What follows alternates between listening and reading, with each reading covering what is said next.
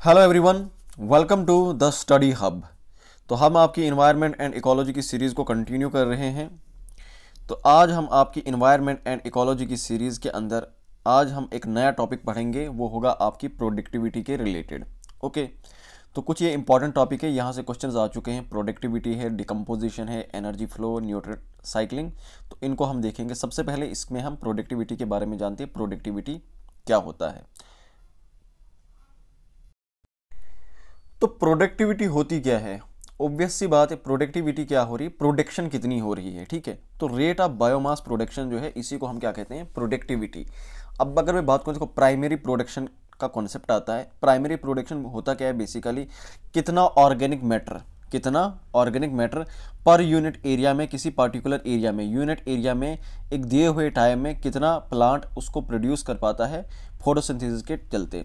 अब एक plant photosynthesis करता है, उस प्लांट ने फोटोसिंथेसिस कर ली, मान लो इतना सा एक एरिया है, यहाँ पर मान लेते हैं 10 पेड़ हैं। ठीक है, अब यहाँ पर 10 पेड़ क्या कर रहे हैं, फोटोसिंथेसिस कर रहे हैं। तो कितना ऑर्गेनिक मैटर वो प्रोड्यूस करेंगे। ओके, कितना ऑर्गेनिक मैटर वो प्रोड्यूस करेंगे, कितना अमाउंट ऑफ बायोमास जो है प्रोड्यूस होगा फोटोसिंथेसिस के चलते, वो क्या हो जाएगी, वो प्राइमरी प्रोडक्टिविटी हो जाएगी। तो प्रोडक्टिविटी यही है बेसिकली कि रेट ऑफ बायोमास प्रोडक्शन, कितना प्रोडक्शन हो रहा है, एक प्लांट जो है वो कितना प्रोडक्शन कर रहा है, इन सिंपल टर्म्स वो क्या हो जाएगी, वो आपकी प्रोडक्टिविटी हो जाएगी। तो प्रोडक्टिविटी के लिए इंपॉर्टेंट चीज़ क्या है, बेसिक रिक्वायरमेंट क्या है? तो बेसिक रिक्वायरमेंट यही है कि एक constant input of solar energy, solar energy का एक कांस्टेंट इनपुट होना चाहिए। तो इससे क्या हो जाएगा, आपकी जो प्रोडक्टिविटी है उसका रेट बढ़ता जाएगा, और प्रोडक्टिविटी ही इसी से होगी। अगर सोलर एनर्जी नहीं होगी तो प्रोडक्टिविटी भी नहीं होगी, क्योंकि फोटोसिंथेसिस के लिए जो सबसे ज़्यादा इंपॉर्टेंट चीज़ है वो क्या है, वो है आपकी सोलर एनर्जी, सनलाइट। अगर सनलाइट नहीं होगी तो आपकी फोटोसिंथेसिस नहीं हो पाएगी। ओके, अब अगर बात करते हैं प्रोडक्टिविटी की, प्राइमरी प्रोडक्टिविटी की, तो इसे दो पार्ट्स में डिवाइड किया जाता है। एक आपकी ग्रॉस प्राइमरी प्रोडक्टिविटी और दूसरी होगी आपकी नेट प्राइमरी प्रोडक्टिविटी। अब ग्रॉस प्राइमरी प्रोडक्टिविटी क्या है, ये ओरिजिनल प्रोडक्टिविटी है, यानी कितना ओवरऑल कितना प्रोडक्शन हुआ, rate of production of organic matter during photosynthesis. Photosynthesis जब आप कर रहे हो तो उस वक्त ओवरऑल कितना प्रोडक्शन हुआ, उस ओवरऑल प्रोडक्शन को हम क्या बताएंगे, ग्रॉस। ग्रॉस का मतलब क्या है, यहाँ पर ग्रॉस का मतलब टोटल आ जाएगा यहाँ पर। लेकिन इसमें क्या होगा, जब प्लांट प्रोडक्टिविटी कर रहा होगा तो कुछ अमाउंट ऑफ एनर्जी उसे भी यूज़ होगी, कुछ वो भी यूज़ करेगा इसमें से। तो वो किस में यूज़ करेगा, क्योंकि उसको रेस्पिरेशन करनी है, तो रेस्पिरेशन में क्या हो जाएगा, इस ग्रास प्राइमरी प्रोडक्टिविटी का कुछ अमाउंट जो है वहाँ पर भी यूटिलाइज हो जाएगा। तो इसीलिए ग्रास प्राइमरी प्रोडक्टिविटी को जब हम निकालते हैं तो उस वक्त हमें क्या करना पड़ता है, रेस्पिरेशन को माइनस करना पड़ता है। तो जब हम ग्रास प्राइमरी प्रोडक्टिविटी में से रेस्पिरेशन को माइनस करते हैं तो बाकी जो प्रोडक्टिविटी बचेगी वो कौन सी होगी, वो नेट प्राइमरी प्रोडक्टिविटी होगी। तो नेट प्राइमरी प्रोडक्टिविटी वो होती है जो अवेलेबल रहती है, available biomass for the consumption to heterotrophs. अब बाकी हेटेरोट्रॉफ्स के पास जो दूसरा लेवल ऑफ ट्रॉफिक लेवल जो होगा, उसके पास कितना बचेगा, उसके पास बेसिकली नेट प्राइमरी प्रोडक्टिविटी बचेगी। एनर्जी कहाँ से ट्रांसफर होगी, एनर्जी पहले एक प्रोड्यूसर से कंज्यूमर में ट्रांसफर होगी। ठीक है, एक प्लांट से एक हर्बीवोर में ट्रांसफर होगी, यानी एक प्लांट है उसको कौन खाएगा, एक रैबिट खाएगा, तो उस रैबिट में ट्रांसफर होगी। रैबिट में कौन सी वाली ट्रांसफर होगी, ये नेट प्राइमरी प्रोडक्टिविटी। क्यों, क्योंकि जो ग्रास ओवरऑल जो थी उसमें से प्लांट ने भी तो कुछ यूज़ की है अपनी एनर्जी के लिए, तो उस वाली प्लांट ने जो यूज़ की उसको जब हम माइनस करेंगे तो बाकी जो बचेगी वो कौन सी होगी, वो होगी हमारी नेट प्राइमरी प्रोडक्टिविटी। तो ये grass primary productivity, net primary productivity, इस पर क्वेश्चन आ सकते हैं, तो इसका ख्याल रख लें। तो ग्रास प्राइमरी प्रोडक्टिविटी क्या आ गई, तो ग्रास प्राइमरी प्रोडक्टिविटी आपकी होती है total rate of production of organic matter during photosynthesis. Photosynthesis के टाइम पे प्लांट ओवरऑल कितनी प्रोडक्शन कर रहा है, वो उसकी ग्रास प्राइमरी प्रोडक्टिविटी आ जाएगी। ओके, लेकिन इसी ग्रास प्राइमरी प्रोडक्टिविटी में से जब हम रेस्पिरेशन को माइनस करेंगे तो बाकी जो बचेगा वो आपकी नेट प्राइमरी प्रोडक्टिविटी होगी। ओके, तो ये तो हो गई प्रोडक्टिविटी। अब बात करते हैं डिकम्पोजिशन की। अब देख लीजिए, अगर मैं बात करता हूँ डिकम्पोजिशन की, तो डिकम्पोजिशन बेसिकली होता क्या है।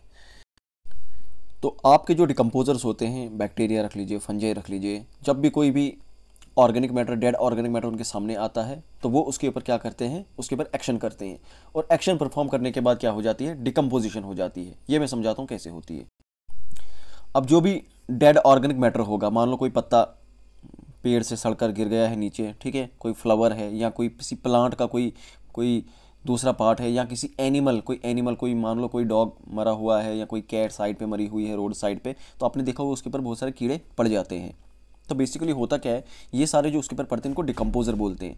तो डिकम्पोजर क्या करते हैं, जो ये सिंपल ऑर्गेनिक मैटर होता है, कोई भी जानवर कोई भी प्लांट मरा हुआ है उसके ऊपर क्या करते हैं, इस डिकम्पोजर इस ऑर्गेनिक मैटर को वो इनऑर्गेनिक सब्सटेंसेस में कार्बन डाइऑक्साइड H2O और बाकी न्यूट्रिएंट्स में वो चेंज करते हैं, ब्रेक डाउन करते हैं, और इसी प्रोसेस को क्या कहा जाता है, डिकम्पोजिशन। यानी वो क्या कर रहे हैं, वो उसको डिकम्पोज कर रहे हैं। ओके, तो जो डेड प्लांट्स होते हैं, मान लो कोई लीव है, कोई बार्क है, कोई फ्लावर है, या फिर किसी भी प्लांट का किसी भी एनिमल का कोई डेड रिमेन है, ठीक है, इंक्लूडिंग फीकल मैटर भी इसमें आ जाएगा, इस सब को डेट्रिटस कहा जाता है। डेट्रिटस यही है, ये जो मरी हुई चीज़ें, चाहे प्लांट हो चाहे एनिमल हो, ये डेट्रिटस है। ओके, और ये क्या होता है, ये रॉ मटेरियल होता है डिकम्पोजिशन का। तो जो भी मरी हुई चीज़ है वो क्या आ जाएगा, डेट्रिटस, और इसी को खाने वाले आपके डेट्रीवोर्स आ जाएंगे, यानी जो डेड रिमेन्स को खाते हैं। डेट्रिटस का मतलब है डेड रिमेन। ओके, तो आपके जो डेट्रीवोर्स आ जाएंगे, जैसे कि अर्थवॉर्म है, ये क्या काम करेगा, इस डेट्रिटस को छोटे छोटे पार्टिकल्स में तोड़ देगा। अब ये जो तोड़ने का प्रोसेस होता है ना, ये तोड़ने का प्रोसेस है, इसको फ्रेगमेंटेशन कहते हैं। यहाँ पर देख लो, देखो ये कोई पेड़ है, ओके, ये एक पेड़ है। अब इस पेड़ से मान लो कोई पत्ता गिर गया, ठीक है, ये पत्ता गिर गया। अब जब ये पत्ता गिर गया या मान लो कोई फ्रूट गिर गया, तो यहाँ पर क्या होगा, इसके ऊपर कुछ कीड़े पड़ेंगे, ओके,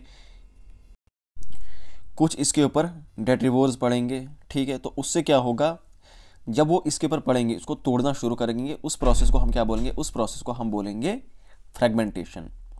अब उसके बाद क्या होगा, जब वो यहाँ पर गिर गया ज़मीन के ऊपर, यहाँ इस ज़मीन के ऊपर गिर गया, तो जितना वो ब्रेक डाउन उसको कर सकता था उसको करेगा। उसके बाद क्या होगा, कुछ न्यूट्रिएंट्स जो है वो मिट्टी के अंदर जाना शुरू हो जाएंगे। किसके अंदर जाना शुरू हो जाएंगे, यानी बारिश वगैरह पड़ गई तो वो मिट्टी के अंदर जाना शुरू कर देंगे। तो उस प्रोसेस को क्या कहते हैं, उस प्रोसेस को लीचिंग कहते हैं, जहाँ पर न्यूट्रिएंट्स क्या हो जाते हैं, गो डाउन इनटू सॉइल, मिट्टी में चले जाते हैं, ठीक है।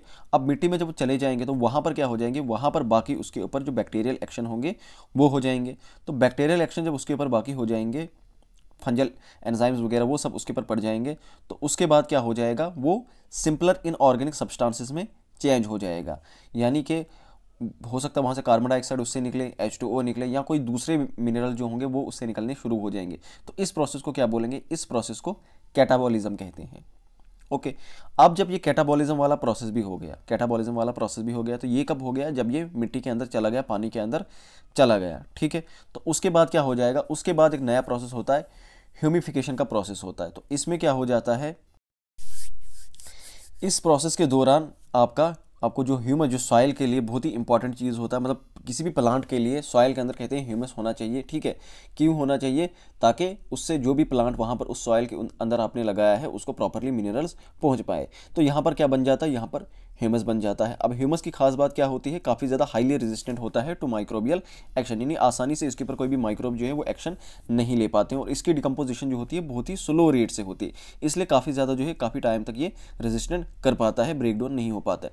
लेकिन कुछ ऐसे माइक्रोब्स होते हैं, स्पेशल माइक्रोब्स, जो इसको भी ब्रेक डाउन कर देते हैं, और कुछ इनऑर्गेनिक न्यूट्रिएंट जो होते हैं रिलीज किए जाते हैं, और इस प्रोसेस को क्या कहते हैं, वहाँ से आपका मिनरलाइजेशन वाला प्रोसेस स्टार्ट हो जाता है। क्या हो जाता है, आपका मिनरलाइजेशन वाला प्रोसेस स्टार्ट हो जाएगा, तो दोबारा वहाँ से मिनरल्स निकलेंगे, और उन मिनरल्स को कौन लेगा, उन मिनरल्स को दोबारा यही पेड़ जो है वापस ले लेगा। तो इस तरह से ये साइकिल कंप्लीट हो जाएगा।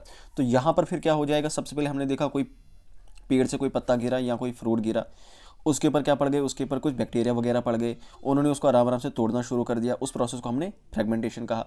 बाद में क्या हो जाएगा, बाद में फिर वो लीचिंग के प्रोसेस से मिट्टी के अंदर मिल जाएगा, पानी वगैरह जब पड़ जाएगा, बारिश वगैरह पड़ जाएगी तो वो मिट्टी के अंदर चला जाएगा, हो गई आपकी लीचिंग।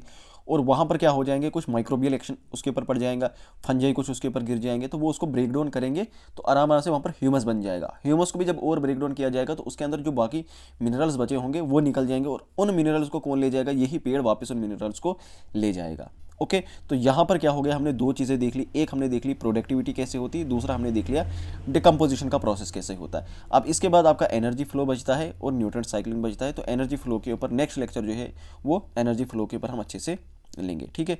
तो उम्मीद करता हूँ आज का जो टॉपिक है, आज का जो कंसेप्ट है ये आपको समझ आया होगा, क्लियर हुआ होगा। So thank you so much, bye bye, take care.